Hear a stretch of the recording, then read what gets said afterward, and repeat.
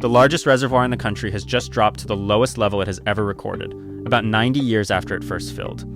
The water behind Hoover Dam now sits low enough to threaten supplies for tens of millions of people across the American West after the worst snowpack on record for the Colorado River Basin. 2 decades of drought have finally pushed it past a line nobody wanted to cross, and that record low is not a one-off. It is the newest mark in a slow, grinding decline, and it lands in a week when water, power, and oil all keep showing up as the real limits on what we build and how we live. This is KnowFlo Daily. First, though, a quick lap around the other headlines moving this Monday. Start overseas, where a Ukrainian drone attack on Monday hit the Russian city of Nizhnekamsk, killing at least 12 people, with one outlet putting the toll at 13.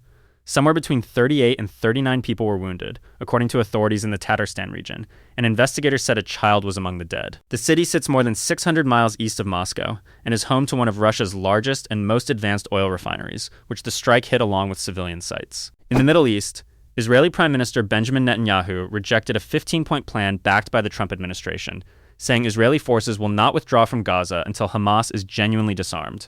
He insisted that means handing over every category of weapon, heavy and light alike. The plan, released on July 30th, had imagined a phased process where Hamas gradually gives up its weapons and its power as Israel gradually pulls back its troops. Staying in the region, Yemen's Houthis attacked a Saudi Aramco refinery on Sunday using a drone, setting off a fire that the Saudi Energy Ministry said was later put out with no injuries. That refinery processes 400,000 barrels of crude oil a day. In a separate strike, the Houthis hit the Yemeni Red Sea port of Mosha, and the Yemeni military said 7 people were killed there. And back home, Taylor Farms recalled more than a dozen prepared foods containing jalapenos, including salsas and guacamole, over possible salmonella contamination. The recall is tied to an outbreak that health authorities say had sickened at least 345 people across 27 states as of August 5th, with 36 people hospitalized. Minnesota was hit especially hard. The California supplier says it has stopped sourcing peppers from the farm in Sinaloa, Mexico, linked to the problem, and adds that it is not aware of any illnesses from the specific items it pulled. But let's spend real time on the biggest story of the day, and it runs straight through your wallet, the Federal Reserve, and a narrow stretch of water in the Persian Gulf. Asian stock markets climbed on Monday, following Wall Street to record highs, and the trigger was a jobs report that looked weak on paper. When United States employers turned in soft hiring numbers, investors decided the Federal Reserve is now more likely to hold off on raising interest rates, and markets around the world cheered the idea of cheaper money. Japan's Nikkei jumped about 2%. South Korea's benchmark gained somewhere between 0.5% and just over 1%, and a broad index of Asia-Pacific shares outside Japan rose as well. The one soft spot was China, where blue-chip stocks slipped after July inflation came in under forecasts, a sign that demand at home is still weak. Now here's the twist that makes this more than a feel-good rally. Oil is moving the other way, and it is moving because of geopolitics. Prices rose as shipping through the Strait of Hormuz stayed at barely a trickle.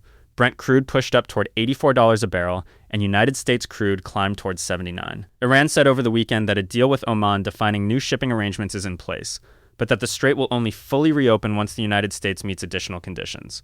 Layer on the weekend's violence, a Houthi drone striking a Saudi refinery that handles 400,000 barrels a day, and you can see why traders are nervous about supply.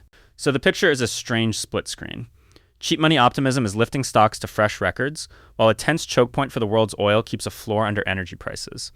With shipping through the strait down to barely a trickle, even the threat of a longer slowdown there ripples out to gas stations everywhere. If the Fed does ease, that is fuel for the rally. If the strait tightens further, that is a tax on everyone who fills up a gas tank. For right now, both of those stories are true at the same time, and the market is trying to price them both. That sets up our bigger stories, and a lot of today is about the physical machinery behind the economy: chips, rockets, water, and money. Each one is a reminder that the digital economy still rests on very physical things. Start with a chip deal that tells you where the next wave of technology is heading. Sony and Taiwan's TSMC plan to spend around 1 trillion yen, about $6.3 billion, on a joint venture to build next-generation microchips for image sensors, according to a report in the Nikkei Business Daily. Sony would own roughly 60% of the venture and TSMC about 40%, with commercial production starting as early as 2029 at a site in Kumamoto Prefecture in southern Japan. The idea is to pair Sony's expertise in designing sensors with TSMC's manufacturing muscle. And the two companies say they will explore uses in what they call physical artificial intelligence, things like automotive systems and robotics, where a machine has to actually see and understand the world around it. The two first announced their plan to team up in May, and this is the money and the timeline behind it. Put simply, the cameras that let cars and robots perceive their surroundings are becoming a strategic business worth billions, and two of the biggest names in electronics and chip making want to own that layer together. Next, a very big number attached to a company you cannot actually buy shares of on a normal exchange.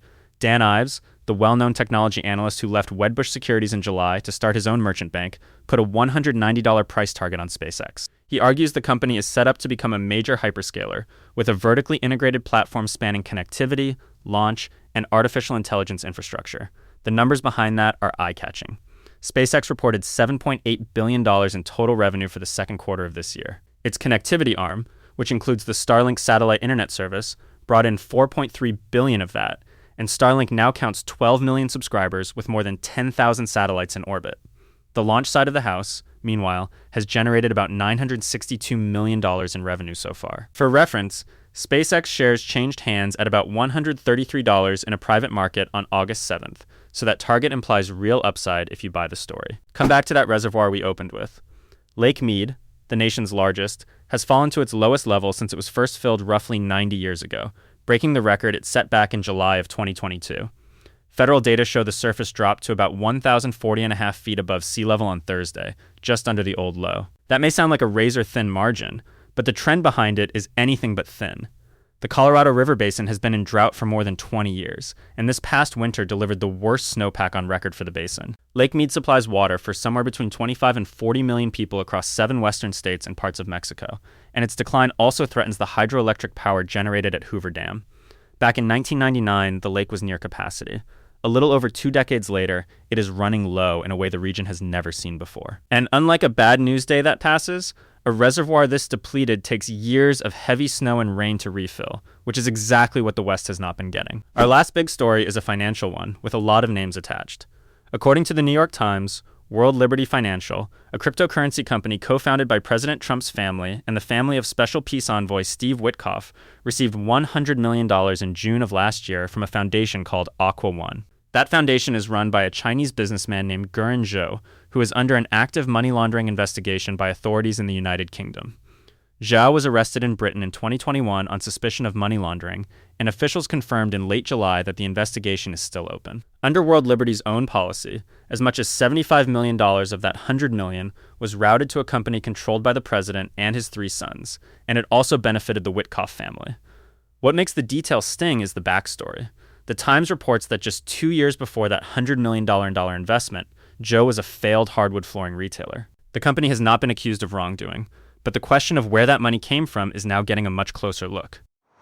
All right, lightning round, quick hits to take us out. In artificial intelligence, Anthropic says it will make so-called auto mode the default in its Claude Code tool on August 14th for paying customers.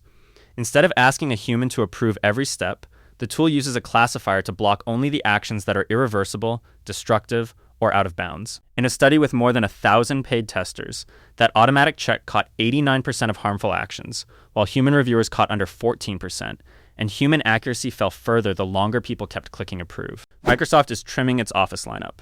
The company will remove Publisher, its old desktop publishing app, from Microsoft 365 subscriptions on October 1st, saying most subscribers do not use it, and that Word and PowerPoint already cover many of the same tasks. After that date, you will not be able to open or edit Publisher files in a subscription, though anyone who bought a standalone perpetual license can keep using it. Google has lined up a host for its next big hardware show. Comedian Trevor Noah will MC the Made by Google event on August 12th in New York, where the company is expected to unveil the Pixel 11.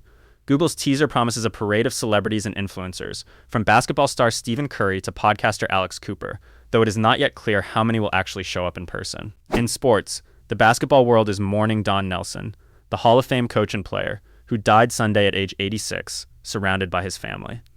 Nelson was the second winningest coach in the history of the National Basketball Association, with 1,335 regular season wins, and he held the all-time record until Greg Popovich passed him in 2022. As a player, he won 5 championships with the Boston Celtics, who retired his number 19 jersey. Look up on Wednesday. A partial solar eclipse will be visible from 26 United States states on August 12th, with the deepest views in Alaska and Maine. Fairbanks gets the best seat in the country, with about 37% of the sun covered, while New York City sees a modest 10% in the early afternoon. A narrow path of totality will sweep across eastern Greenland, western Iceland, and northern Spain, giving Europe its first total solar eclipse in years. 3 former presidents are also picking up their pens.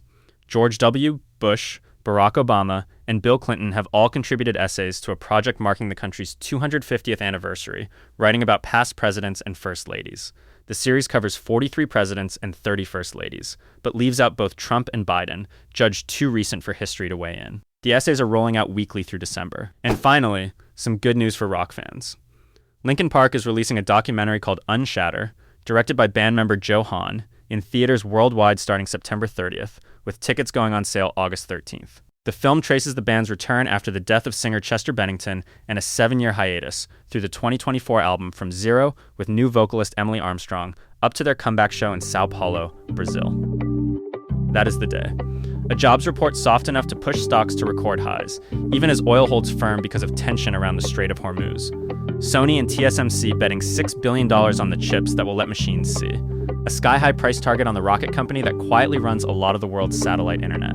And the largest reservoir in the country falling to a level it has never touched in 90 years. If there is one thread running through all of it, it is this. The economy on paper keeps setting records, but the real limits, the water, the energy, and the factories are the stories that will decide what comes next. That was KnowFlo Daily. Sign up for your personalized newsletter at knowflo.io. News picked for you, your local news included, free.